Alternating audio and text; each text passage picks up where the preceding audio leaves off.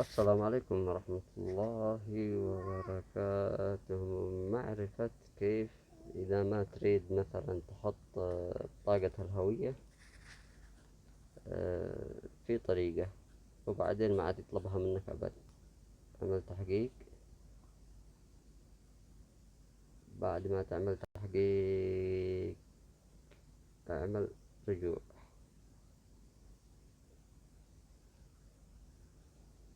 تحقيق،